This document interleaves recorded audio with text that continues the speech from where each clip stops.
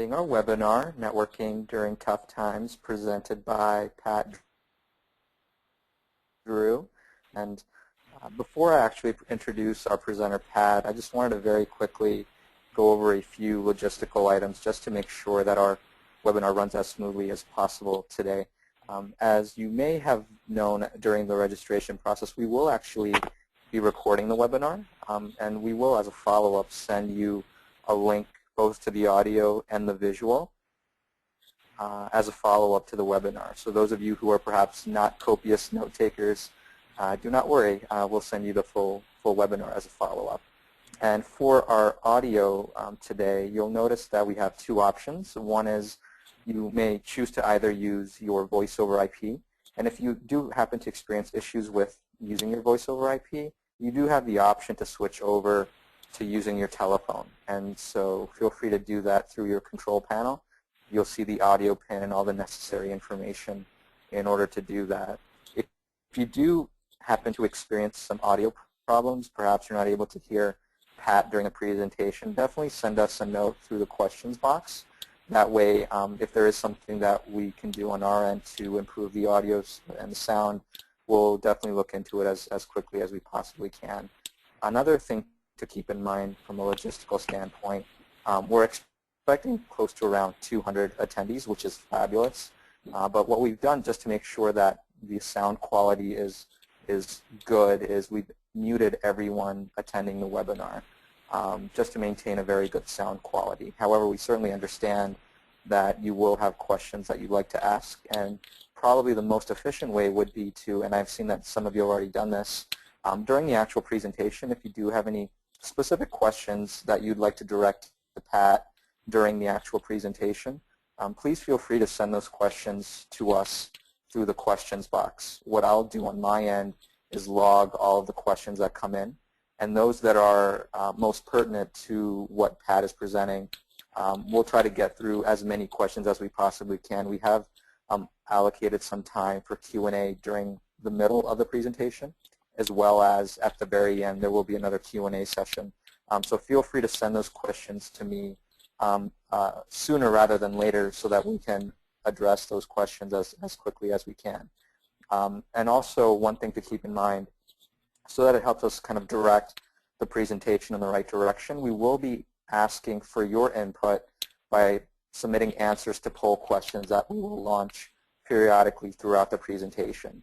So we do encourage you to provide your answers to those. It'll only help Pat tailor and customize the presentation to fit your needs and your specific situation. And so with that, I'll actually go ahead and introduce Pat. We're certainly very excited to have Pat Drew as part of our webinar series for 2010. This is actually her second webinar that she's presented to us, and we're certainly very fortunate to have her, particularly with her insights and her knowledge in this industry, sharing her insights with us through this webinar. And just going to give you a little bit more of a background into Pat. Pat Drew owns and operates Pat Drew and Company, which is an executive coach and management consultant-focused firm that's primarily focused on top-level coaching, managing change, organizational resilience, and preparing executives for abrupt career transition, particularly in tumultuous times, on how to prosper when organizations are undergoing radical change. She has coached leaders in the media industry, in finance, in technology, healthcare, and other areas as well on building stronger relationships, greater team effectiveness, clear strategic alliance, and improved life balance. Pat is based in New York, and as you see from her contact information that we'll share later on, Pat does have a website that provides a wealth of additional information that you'll be able to access as a follow-up to our webinar. So with that, Pat, I'll go ahead and hand it over to you to begin the presentation. Okay, excellent. Thank you, Alex, very much. And welcome. It's wonderful to be back. And thank you, everyone, for tuning in. I imagine it's vacation time for some of you. But these are challenging times. And whether we're in a job we love or whether we're looking for one, we really need to be out there talking with people about what we do, what's unique about us. So thanks a lot for tuning in. So here's a little background on me. 20 years ago, I met a man named Ed Small. At that time, I was planning a transition to corporate coaching and counseling through a networking process. And 2 years later, he called me saying he was very ill, passed on, and with deep gratitude, I inherited a very moving legacy, the first counseling program in industry. So this is a very exciting program for me to build and to grow. I raise this story, which is a very moving story for me still, because it's the power of networking. And you never know whom you're going to impress. We meet so many people, and these relationships come back in ways that are unexpected and really wonderful. I have a practice helping executives be successful in their lives and work, and I combine my background in psychology, business experience, and executive coaching to help individuals make the changes necessary to move their lives and their careers to a new level. Since leaving the New York Times as an HR executive 5 years ago, I've coached and trained individuals as well as leaders of global firms on making the behavior changes necessary to achieve the results that they want. And more recently, in response to the downturn of our economy, I've launched several career networks in areas surrounding New York City to support people in transition. And the focus of these career networks has been networking. So this is a topic I'm passionate about because it's all about building relationships and succeeding in our work. So let's just jump right in. I've told you a little bit about me, and now I'd like to hear about you. So Alex, would you launch the first 3 polls, please? Yes, absolutely. So the first poll question, I'm going to launch it right now, is how many of you listening today are one of the following? Are you in transition and actively seeking a new position? Are you in a job but not happy with the current position, or perhaps actively looking? Or perhaps are you in a good job but want to stay abreast on what is out there, and you're perhaps an entrepreneur who is thinking of starting your own business perhaps right now? We'll just give you guys a few seconds here to answer. I see that most of us have already. And right now I'll go ahead and show the results to everyone. And I know, Pat, you can't see the actual results here, but it turns out that about 67% of our members are in a transitional phase and are actively seeking a new position. 14% are in a job but not happy and are currently looking at other opportunities. Another 15% are in a good job but want to stay abreast on what's going on in the job market. And then just a few, 4%, are currently designating themselves as entrepreneurs. Okay, excellent.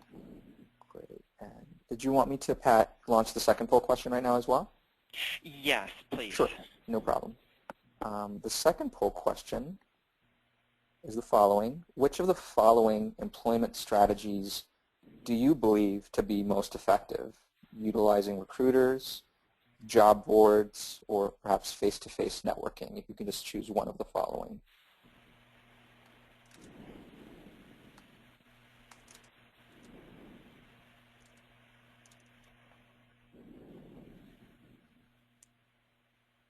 Just give a few more seconds here. And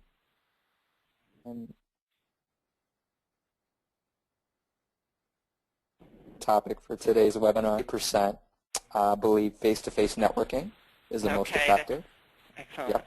And then followed by recruiters with 11%, and then job boards at the very end. Okay, excellent. Okay. Yeah. And then the, oops, sorry, I have to launch the third poll question here. Oops. What is the primary goal for you of a networking meeting? And if you could just choose one of the following. Sharing resources for mutual benefit.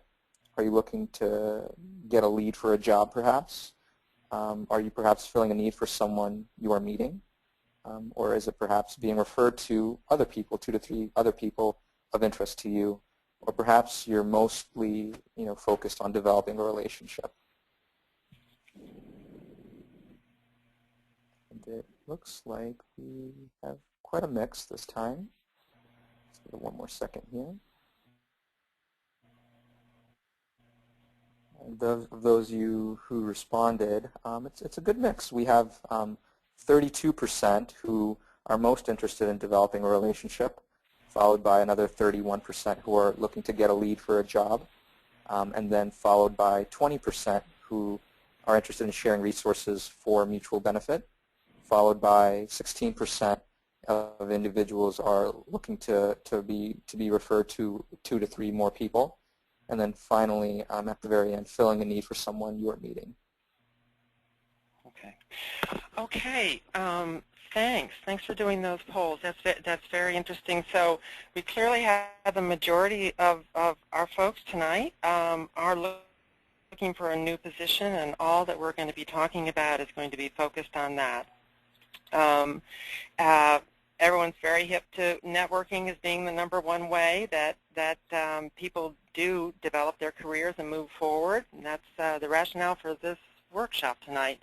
And I would just add there that the social networking is a piece that can lead you to that successful face-to-face networking, and that's not our topic tonight, but do not want to overlook that that's the way for you to track down and locate people that are critical for your networking, and then have the face-to-face meeting, which is where all the great stuff happens.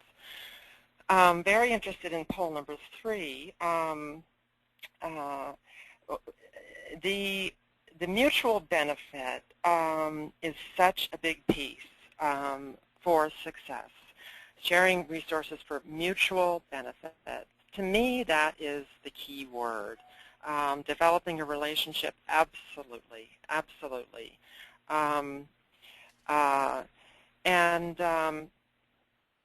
That is, let me just move on here. I have a definition, and you guys were working on one a minute ago, building relationships for the purpose of sharing resources for mutual benefit, but all of the others are legitimate reasons. But what I'm going to be focusing on tonight and really stressing is that mutual sharing. Because I feel with my experience and what I see in all the people that I work with is that when you give back to the other person, in addition to getting something, that's when you get something. So that is such a key part of that relationship. And this conversation, this relationship you're developing in networking is the way to uncover what you've probably heard is described as the hidden job market. You want to be speaking to your next boss before she knows she'll be looking for you. This is particularly critical in these difficult times. The only way that people are going to share precious information, and we all have really important information that we share with people that we trust and that we know and that we have a relationship with. And this is the information that you can get that will help you uncover where the needs are in organizations. So this whole give and take is critical for your success. In a similar vein, there are 3 questions that employers ask. You may have heard these. Can he do it? Does he want to do it? And I ask you to think for a second of what the third is. Do we want to do it with her? I do him and her just for equal time. Do we want to do it with her? Critical question that an employer will ask themselves. Does that person fit? Do we want them around? When they leave the office, what's the feeling that I have that that person had been with us? So the relationship building, whether you're looking for a job, looking to do better in your current job, building a business, it's about the relationship. So our agenda tonight, the first part, we're going to talk about personal barriers to successful network. In other words, how do we get in our own way? Secondly, I'm going to move on to skills for successful networking, and then a little bit on following up and staying organized. And we're going to drive toward a summary of 8 tips for networking during tough times. So that's where we're going to land. Okay. So I'm going to ask for one more poll, and this is a great way for me to understand who you are and what your issues are, and this will really key us right into the personal barriers. So, Alex, could you please do poll number 4 about the barriers? Yes, exactly. Here is the poll question. Now, this one's a little different. You'll have a chance to choose as many of these options as you wish. There's no one that you are required to choose. So feel free to select one or more of the following. Check all that apply. Why do we sometimes hesitate to walk up to a stranger at a gathering? And remember, you can choose more than one this time around.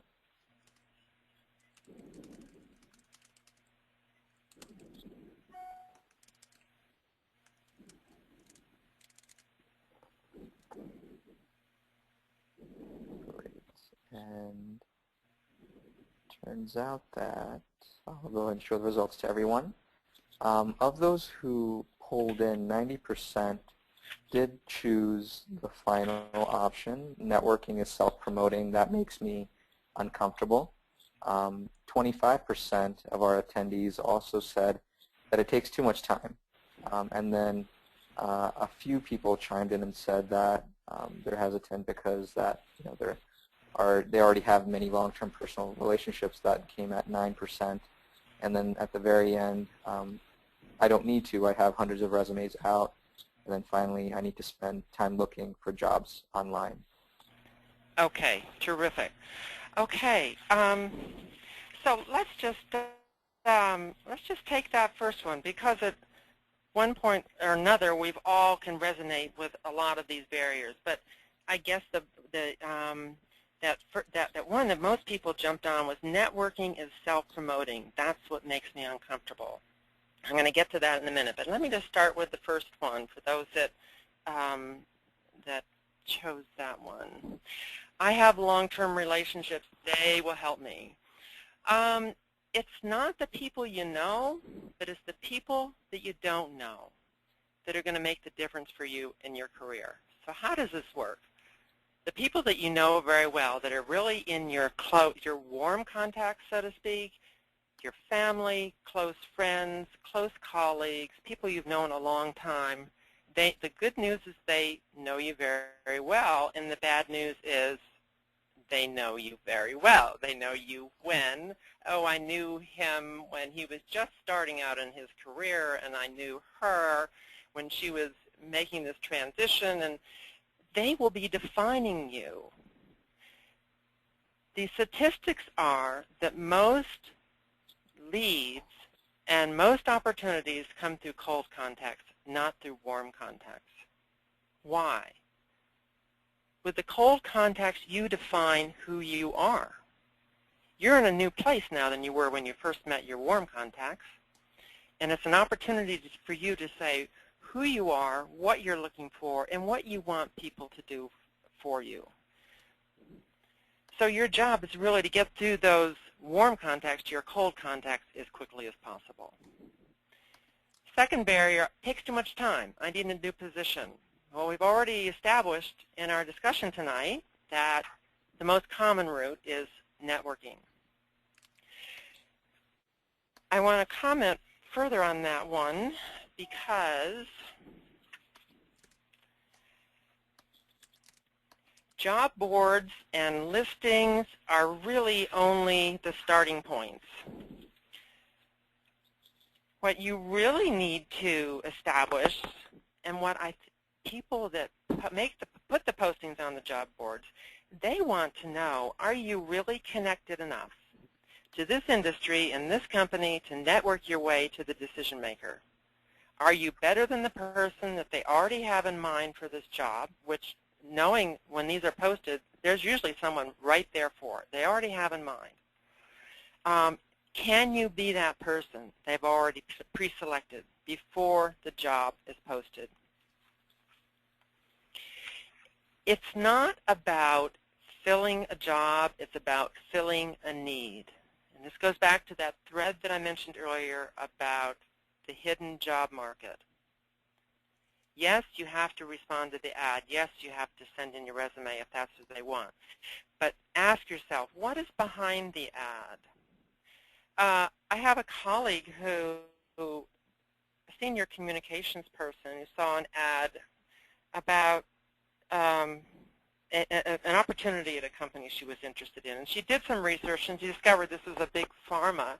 She discovered that they were stepping all over them, they were tripping all over themselves in the AIDS issue in Africa. She researched it. She developed a proposal. She went in with it. She ended up working for the president of the company, very big company, because she went to look at what was behind the ad, what were the problems, and came up with a solution. So let's go on to the next one. I'm not the sociable type. Not many people mentioned that. I hope you're all very sociable that are on the line. But if you're not, and if you are, what I mentioned, like, you know, an INTJ on the Myers-Briggs, practice, practice, practice. And work with a coach absolutely can help you in terms of getting over that hesitation of meeting new people. Coach can help you what to say, how to start the conversation, where to drive the conversation. I don't need to. I have 100 resumes out. My tip there is avoid leading with your resume. Why do we say that? Once you have your resume out, they've got you in a box. That will define how they see you. You want to define yourself in terms of that one-on-one meeting, that personal contact you have with that individual. You want to be clear about your major competencies. Have 5 or 6. And you may have 2 or 3 different goals you're heading for. But until you really get to know the person you're going to be meeting with, if it's a job interview, if it's a networking opportunity, if it's an information gathering meeting, you want to find out about that person as much as you can, and you want to hold back that resume until you really can nail it in terms of show them how you're going to meet the need that they're describing that they have. Let's move on to the next one. I need to spend time looking up jobs online. We mentioned that a moment ago. The resume, the responses online do not anywhere near come close to the personal presence. It's not about filling a job, it's about filling the need. So just to run through these, job boards are just starting points. What people want to know is, are you connected? Can you go into LinkedIn and find, for example, that hiring manager? You may see a posting, contact HR. You can find now on LinkedIn, and this is another discussion, you can track down who that person is. And you can contact them directly. And people do that. People network their way into these situations, and that's what makes the difference. What are the problems behind the ad? Can you be the pre-selected candidate? And it's all about conversations. This is the big one for a lot of people on the poll earlier. It's self-promoting. That's what makes me uncomfortable. Two comments I have. One of them is up on the board there. The world is filled with people and organizations that are looking for exactly the skill set you have. How are they going to know about you unless you unabashedly tell them who you are and what your value is? And the other piece I would add to this is that I mentioned earlier that networking is a two-way process. That when you give back to somebody, and we're going to talk about it more in a moment, that's when you're remembered.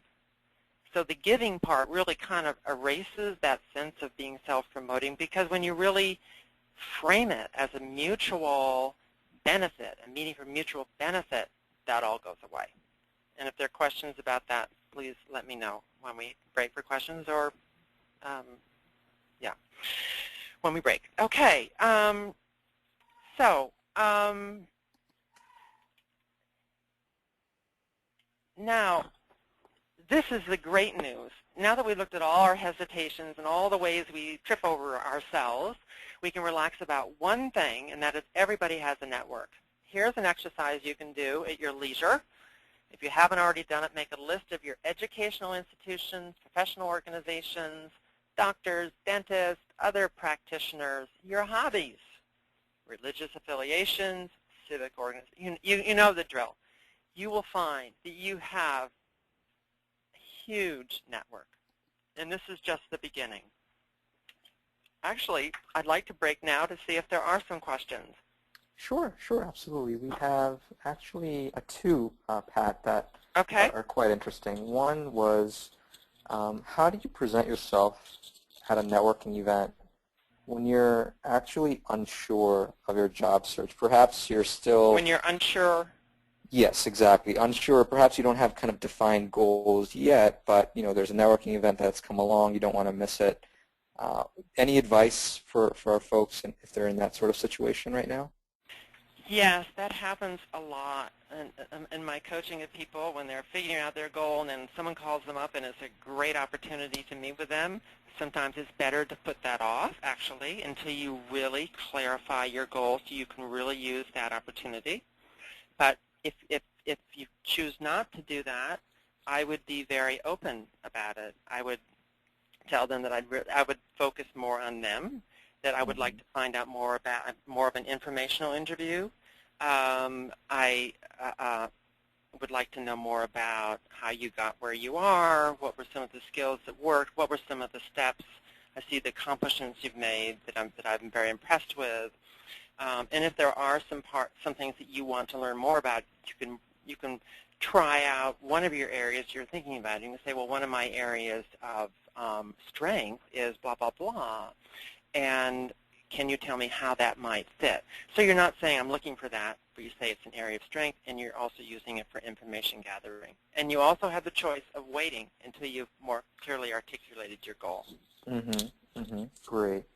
That's really helpful. And then one comment that came up that perhaps you can comment on, Pat, in reference to barriers to networking. This individual said that perhaps they are in a networking environment, but they feel as though there's nothing in common between them and others at the actual networking gathering. Any advice on what one can do in that sort of situation? Well, I always kind of like to be in a networking situation when there's no one with my background, because then I'm really special. And that's a great opportunity for me to apply my skills with people that may need me. So that's one thing that comes to mind. Secondly, I do believe that if you get people talking, that you can discover things that you might not have thought about initially when you walked into the room. Sometimes our initial impressions are just initial impressions. And through using listening skills and drawing other people out, we can find points of connection. I think it's quite amazing how through developing relationships, we may go down paths and learn things that we never expected to learn from someone. I never expected Ed Small to call me back after I had met with him 2 years before, that he remembered me. So you never know. Great. Very helpful. Thank you, Pat. Okay, good. Okay, so moving on to the second part, let's look at skills for successful networking, and then we're going to go through them one by one here. The first one, and this has come up already, clarify who you are, what is special about you.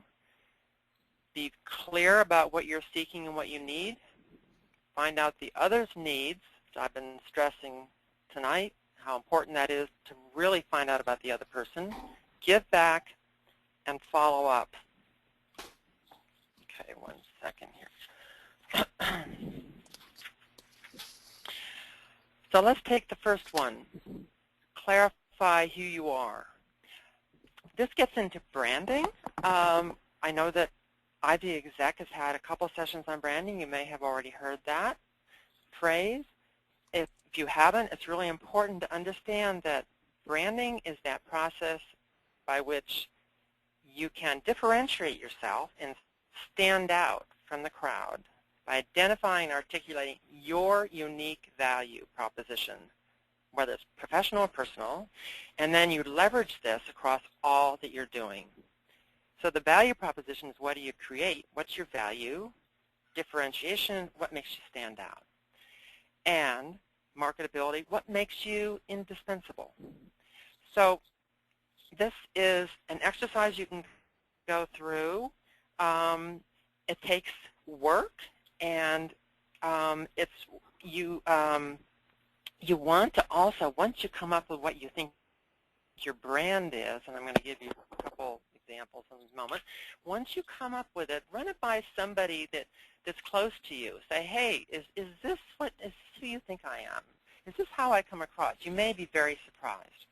But it's key to think about, really, because each one of us is very different. Okay, so you're a tech manager. Well, there are zillions of different tech managers with different strengths, and the more you come across as who you are as an individual, the more you're going to be memorable. And being memorable is a key issue to your progress in your career. So an example, I'm a disruptive leader making global computer markets sizzle. Okay? I mean, it's a pretty striking statement made by somebody who's in IT sales. I transform job seekers into treasure hunters. Okay, that's kind of curious. Well, what do you mean by that? That's a recruiter did that one. I make words do wonders for you, a PR person. I'm responsible for the country's future. That actually was a teacher, and I could be a new technologies professional. And I bring the internet to everyone, everywhere. Everyone, everywhere. So you want to have something that really makes people curious. Hey, what is that all about? I mean, you have to say what you are, but at the same time, make it a little bit intriguing, because you want to invite discussion. So the second piece of the networking skills, be clear about what you need, and then communicate it. So what do we mean by be clear about what you need? And this alludes to the question that someone said about, gee, I don't have my goals really articulated yet. You know, how do I go forward, and what do I do at this point? This is a webinar that I did in February, and I'm happy to provide you this deck if you would like. So you just send me an email after the session, in which we talked about how to set your goals. And it's a matter of looking carefully, and I do this with my clients who come in and want to set their goals and want to figure out their direction very carefully in a rather detailed process and a lot of homework to review your skills, what makes you passionate, what's the culture you're interested in, what are the values, what kind of work-life balance are you looking for, what are your professional development needs, and then take that and look at what's in the marketplace. Where's the marketplace right now? Where are the points of entry for me? I really stress this. It takes time. I have an exercise that I ask my clients to do. I ask them to take a half a day and do this exercise. And they come back with insights and awareness, and eventually can get boiled down to key competencies, our strengths, which is what we're going to lead with when we talk to people. The narrower you get with your goal, the quicker your search is going to be. I can't stress that enough. So this time put in up front is really, really worthwhile. Alex, would you give us the poll 5 and then 6A and 6B, please? Yes, here is the next poll question related to search goals. Let me just make sure this is the right one here. Yeah. Okay. I think they're the last ones. Have you created your search goal in the past 6 months? Yes or no? And be honest. Yes. Great. So we see a few more people still need to chime in.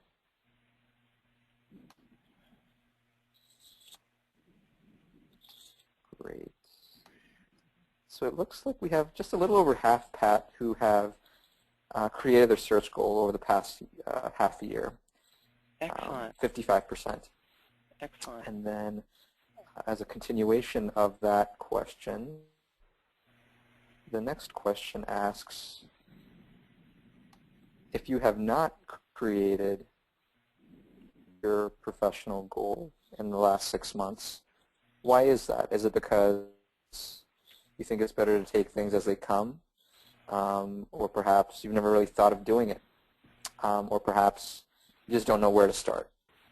So for those of you who have not yet created a professional goal, please select the reason that most applies to your situation.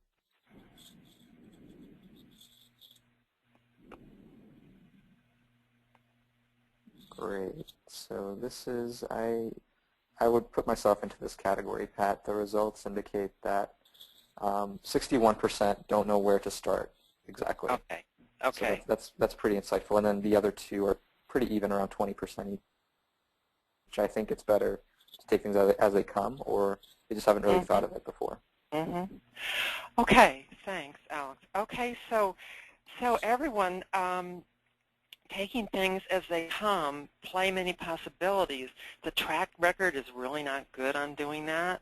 The track record really supports getting narrow with your search and getting very clear. You may have a couple of different ones, but they should be clearly articulated and crisp. The last one, I don't know where to start. As I said, I'm happy to send you this deck, and this will be a place for you to start. And to do this work, and then after you've done it, I strongly recommend reviewing it with somebody that you trust. A coach is a person to do that with, to get some perspective on it, and to help to talk you through it. And you will discover areas of interest. I find each time that I do this with a client, they discover some areas of real strength and a real excitement that they've just pushed aside because it really wasn't on their track. But when you really sit back and look at it, you can discover there are other opportunities there that you had never thought of. So I really recommend that. And that's a way you can get started. So I'm happy to send you that deck for those people who would like that. Okay, so once you have that goal, then you look at your marketplace survey. Once you have your assessment and your marketplace survey, then you add up to your goal. In other words, this person to provide financial knowledge to not-for-profit organizations, enabling them to make a difference for people in the world. This reflects the person's values, the sector that they want to work in, their acumen, their strength.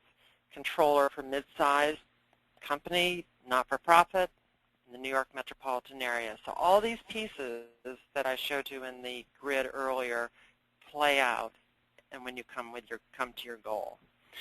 Okay, so next skill, clarify your need. Okay, we've done that need goal. Okay, be assertive about it. And I just want to say a word about being assertive versus being aggressive, because some people don't, they kind of confuse the two. The aggressive person is my way or the highway. It's only my needs. Yours don't matter. But the assertive person, really, my needs are important and your needs are important. But often people underestimate the importance of their own needs. So that's why I'm saying that. So be assertive. And also be forward-looking and positive. And this is called standing in your request. And there's a saying that all of life's pain is due to unspoken requests. So many things that we might want that we never speak and cause us a great deal of pain. So that whole issue of standing in your request not confusing it with being aggressive. And letting people know what you need is critical to this whole search. This is a big issue for people on the call tonight, I know. So I repeat it again. You need to advertise. You need to advertise the value that you offer to people. And each of you have a distinct, unique value. Take some work to dig it out, but you got it. And organizations who are out shopping exactly for the strengths, values, talents, ideals, passions that only you have. Hold on one second. I just have to close the door here.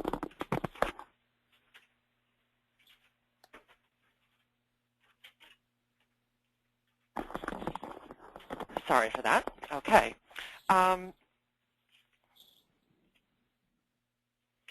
Let's go on to the elevator pitch. The first step that we talked about is setting your goal. We've talked about some tools for that. And then how do you communicate it? Okay, now this may be spacing in. There we go. Okay, this is different than when I did it earlier today. Good, there we go. They're all coming up. So 4 elements of the elevator pitch. I don't know if we did a poll on that, but did we do it? No, we didn't. We do have the, did you want to launch the poll question? On that? Sure, absolutely. We have 2 questions related to it. Yeah, there you go. Perfect. Yep, great. So and 6A, first, too. Yeah. The first poll question is just to see if you actually kind of understand the definition of an elevator speech or an elevator pitch. What would you define it as? Is this something that you deliver in an elevator, a summary of what you are looking for in your career, or a way to get someone's attention to your core value quickly? And I apologize for the text being cut off. GoToWebinar tends to do that sometimes in the answers, but to see what everyone thinks here. It looks like overwhelmingly, I think most people get the idea of what an elevator pitch is. 94%, Pat, say it's a way to get someone's attention to your core value quickly. Okay. Good. And then the second poll question, do you want me to go and launch it, Pat? Oh, please. Yeah. Okay, great. The second poll question, a continuation of the elevator speech, elevator pitch. Could you give a flawless elevator speech in 20 seconds right now? And don't be shy, to be honest.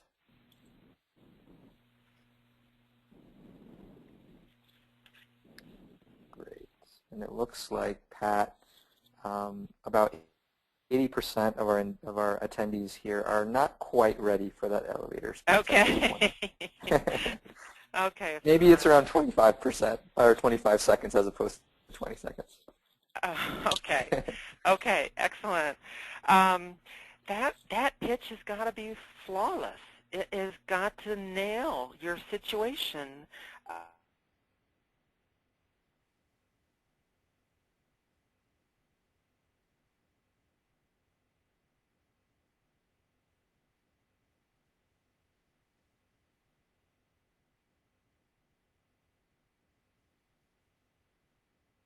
Deliver in 20 seconds, maybe 40 seconds max.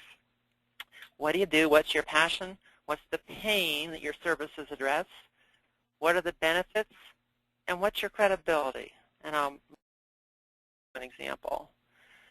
Now here's another note to make sure when you're designing this, you keep your eye on the marketing at all times, because the way we describe ourselves is how we're going to be perceived in the marketplace. So here's an example. I build value by bringing the internet to everyone, everywhere. So that would be who I am. The next piece, the pain. Whole parts of the country and the world are cut off from resources and world conversations, making their businesses fall behind. So there's the pain that you address. And what do you actually do? I connect whole companies, department by department, to tech platforms, expanding their business opportunities and building their value. What do you want? We talked about how important it is to be clear about what you want. I am seeking a management position in tech services for a media company.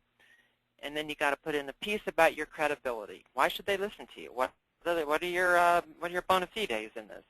I have a BS in computer science, MBA from Columbia, and 5 years at New York Times Digital. So I have a worksheet on this also that you can, I'm happy to share with you. Just let me know if you'd like to do that so you can develop your own. But as you can see, this follows a whole pattern and the whole process of your assessment, goal setting, assessment, marketplace, goal setting, and then the final piece is the elevator pitch. Okay. A comment also about how you communicate your need. Storytelling is so compelling. I don't know whether you remember my story that I told you at the beginning of the call tonight about Ed Small. Maybe quite a few of you do. Storytelling is compelling. It is a way for you to be remembered. Rather than saying, I was a director in the HR department at the New York Times for 15 years. To say, hey, I met this guy, and this guy was very interested in me, and I didn't even know it, and I was networking, and hey, I landed in the job that I stayed for 20 years. So the difference between giving the resume stuff and giving the story. Come up with stories that describe what you do so that when people ask you, you can tell it in a story. My colleague Judy Rosemarin, another career counselor, she talks about hum away. You can Google her. She's a lot of fun. I want to give her credit for this. She talks about what is that when you leave a Broadway play, a Broadway musical, you're humming the tune. So what's the hum away for you when you leave that meeting, either a job interview or a networking? Stories resonate and they make you memorable.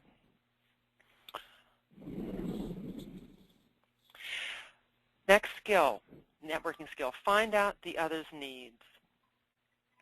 Active listening, key skills for doing this. If you don't know what the other's needs are, you're not going to know how your skills are going to help them.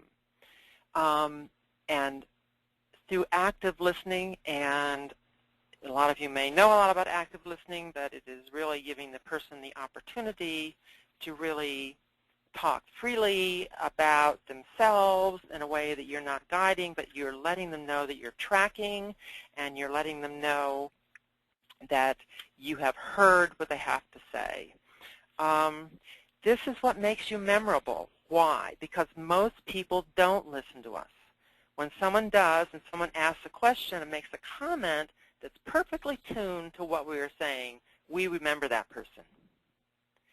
I'm sure you have had this experience. It hits the emotional connection. What hits the emotional center of our brain persists. So my suggestion is bone up on your active listening skills and give the other person the opportunity to tell you about them. Some of the questions to open it, what is your biggest challenge? What are the needs of the organization? And I even go on to, what can I do for you? I had a meeting recently. Someone introduced me to an executive leader in the whole area of leadership development. I was very grateful for this introduction.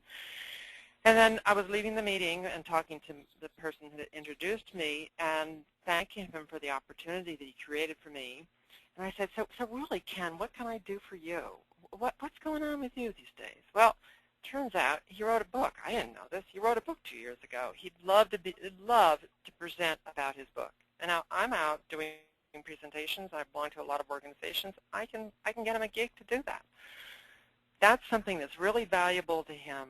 That's something that I can give back to him. That will make me remembered. I mean, plus I like doing it because I liked him and I appreciated it. So the giving back, the laws around successful giving and successful receiving are critical here. That you are grateful for what you get and that you are generous in what you give. So that this has been helpful to me. Thank you. What can I do for you? One of the most effective ways to be remembered, and we often forget this. We get nervous. We're in a meeting. We're looking for the opening for us, what they can give to us. And it takes some discipline to sit back and to listen and to think, gee, what can I do for this person? And there's always something. So don't think that there isn't. There is always something that you can do for them. You just have to ask and you have to look.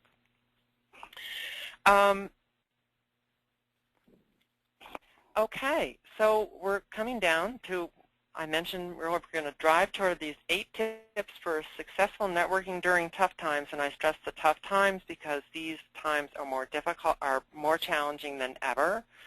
So it's critical that we do these things really, really well. Number one, be clear about your value and your positioning, and then where the jobs are and the opportunities, and where's the fit. Find the hiring managers. Use your LinkedIn, Twitter, Facebook. Use these to get into conversations. Be enterprising. Come up with ideas to send to your future employer. The love letter. I would like to have done a diagram, but I didn't. So just imagine a great big heart, and on the top and inside the heart is your need, and then what I can do would be the second line, and then the third line is you and I together will do this. Think about the love letter. Think about their needs, where you can meet them, and all those cool things that you're going to do with them by doing it together with them. That's the communication that you want to send to your future boss. Be assertive. Ask for what you need.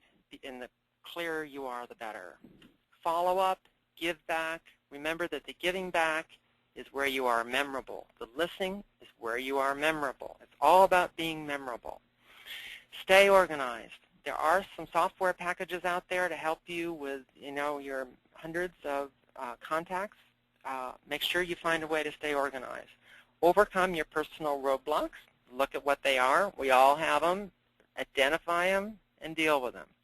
Use the social networking tools. Get up to speed on them. Really critical for the future. If you're not on LinkedIn, Twitter, and Facebook and not using them in the next few years, you're going to be left in the dust.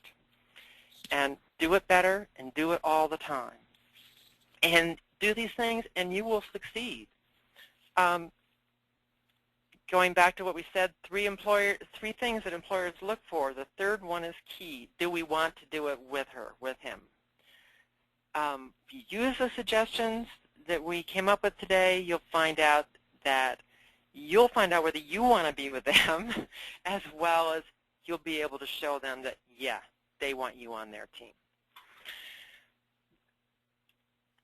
Now, let's get... So, just to wrap up, I want you to succeed. I hope that all of these suggestions are things that are going to be useful to you. I want you to be sure to contact me if you are interested in getting a copy of any of the documents I mentioned, the goal setting deck, the elevator pitch worksheet. I also am available for free consultation for a half an hour. I'm doing that these days and would love to talk with you. To succeed in this market, your goal needs to be sharp, your target has to be very sharp, your elevator pitch has to be flawless, and your resume also has to be flawless when you bring that out.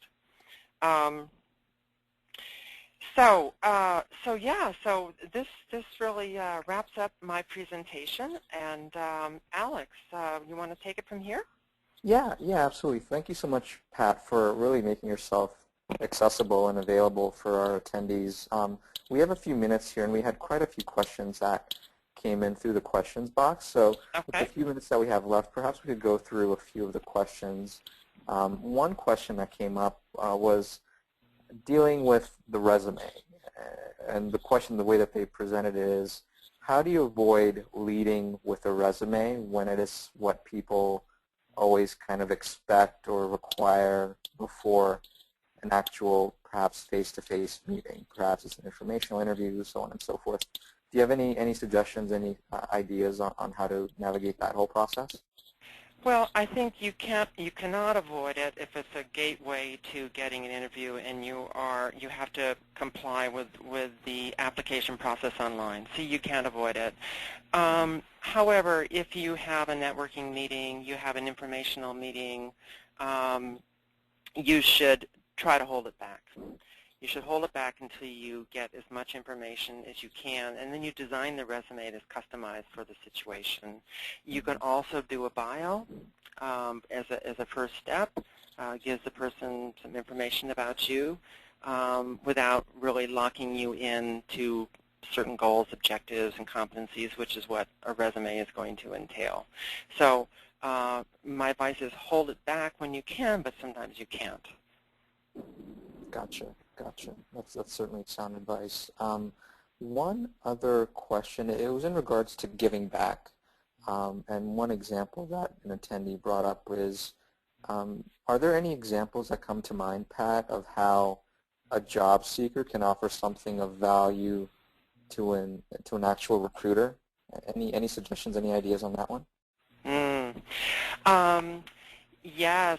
Again, I think it just comes down to, gee, what are you struggling with these days? I mean, I really appreciate the time that we're taking and talking about my situation, but I'm out there networking all the time, meeting with people, and if there are other areas that you are seeking to fill, let me know, and I'd be happy to forward some candidates to you.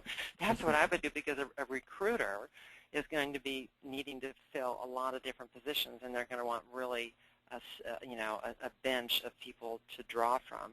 So it really is really just asking what's keeping you awake at night. How is your business going? How is this all going? And that's the art of developing the conversation and getting to know them. But I do think that there really is always something. Sometimes you're not so fortunate to find out what it is, but try. Mm-hmm. Great. Wonderful. A few questions came up about organization. How do you keep track of your contacts? Any tips on how to just stay organized overall? Is there a certain software? Are there any suggestions for how they can keep track of names? Any ideas of how to maintain your network in an organized fashion? Yes. I know that there are some softwares. I don't know the names of them, but I know that you can find them. I actually use Outlook myself, and I form groups on Outlook. In other words, I will take my contacts and I will put them into different groups.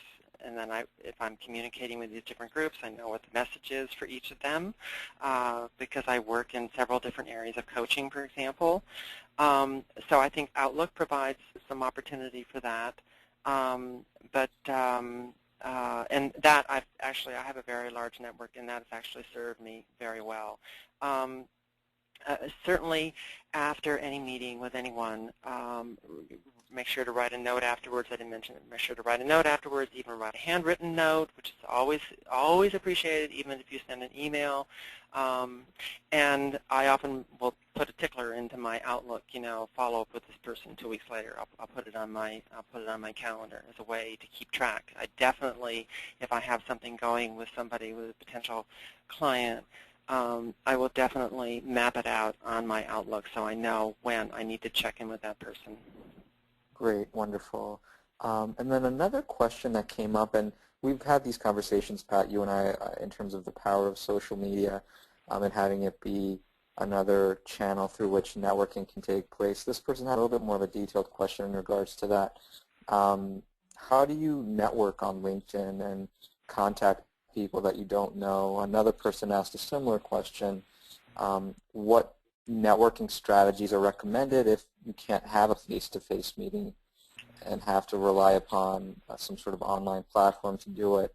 Can we leverage these social media tools that are online to build real relationships the way that you can if you're actually meeting someone in person? Mm-hmm. The LinkedIn there, it is getting more and more user friendly, and there are so many applications of it. If you really should probably just sign up for a workshop just to run through them. But you can you certainly you build your own contacts on LinkedIn. In other words, you invite people to be part of your network.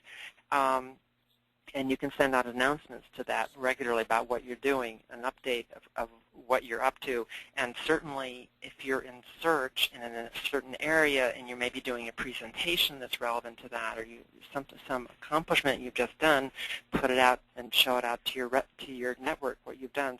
So number one, get your contacts in there. Number one, invite people to join your network.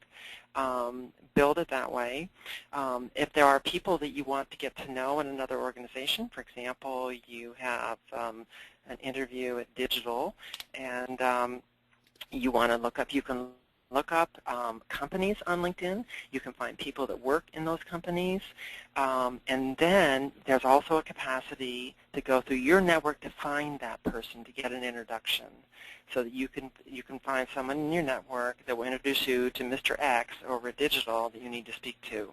So there are wonderful, wonderful tools there, and they're getting more and more user-friendly that you can use. And I would always go, and anyone you're meeting with, always go into LinkedIn and look at them before you're going to meet. Find out where they went to school, where they live, some of their hobbies. Really important stuff. And how do you connect with them? If you can't do it in person, certainly telephone meetings. But remember that you're connected to so many people through your network that they can help you do that. Look to your own network to have them help you get introduced to the people that you need to meet.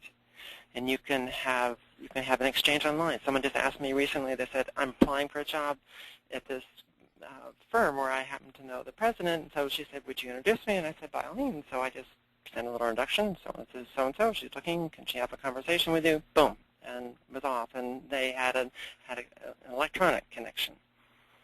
Great, wonderful. That's certainly very sound advice in terms of just kind of social networks and how to leverage them. And I think we have time for maybe 2 more questions. And those of you who did ask questions, unfortunately, if we're not able to get to them, please do keep in mind you can reach out directly to Pat. She's provided her phone number as well as her email address. So I certainly encourage you to reach out to her directly to address any questions that we can't get to. But if the final 2 questions, one that I'd like to ask you, Pat, that was a very common one, is the actual elevator pitches. Do you have any recommendations for how someone can create multiple elevator pitches, or if that's even necessary? Is it okay to actually have perhaps 2 or 3 or even 4 elevator pitches? And if so, how do they differentiate them? I think it follows with 3 or 4 different goals, 3 or 4 different resumes, 3 or 4 different pitches. Yes, definitely. I think elevator pitches are really hard to really get good, and so always a work in progress. So I frankly don't have a lot of them for myself. I've kind of got one that I kind of turn to, and you may find that for yourself as well. But if you are ambitious to develop that, a second and a third, by all means do it. But it depends. If you really have a 2-front search or 3-front search, yes, you're going to have one of each of those. Hopefully it's going to be just a little different emphasis. You're probably going to, when you do your personal assessment and goal setting, you'll come up, you should come up with your core competencies, like 6 competencies. This is who I am. These are the 6 things that I really know how to do. And then depending on the situation, you're going to pull out the top 3. And then based on those 3 competencies, then you're going to build your pitch. But they're not going to be that mutually exclusive because they're all going to relate to you eventually. But yeah, you can certainly do 3. Nothing wrong with it. Just make sure you don't give the 2 different ones to the same person. Mm-hmm. Mm-hmm. Absolutely, absolutely. And then one question that I think might be pertinent to our community, given the responses that came in through the poll questions, is how do you create credibility if you're looking to transition into a new industry? Perhaps you have limited experience in the industry that you're looking to go into. How do you show interest, show relevancy to that industry if you don't even have the experience in that particular industry? Any suggestions on that front, Pat? Research, research, research. in landing jobs, preparation will trump skills. People that really, really prepare will succeed. The preparation is key. And as I said, the preparation can trump the skills. So in this case, I would do a lot of research, and I would find people that are in this industry. I would interview them. I would really get up to speed on the culture, on the organization. You might even write something coming from your area of expertise about it. There is a lot you can do in that area, yeah, absolutely. Great, wonderful. And so with that, Pat, it is 7:35, and so just being conscious of everyone's time, we will have to end shortly, but again, I just want to reiterate, those of you, we had quite a few questions coming in, which is great.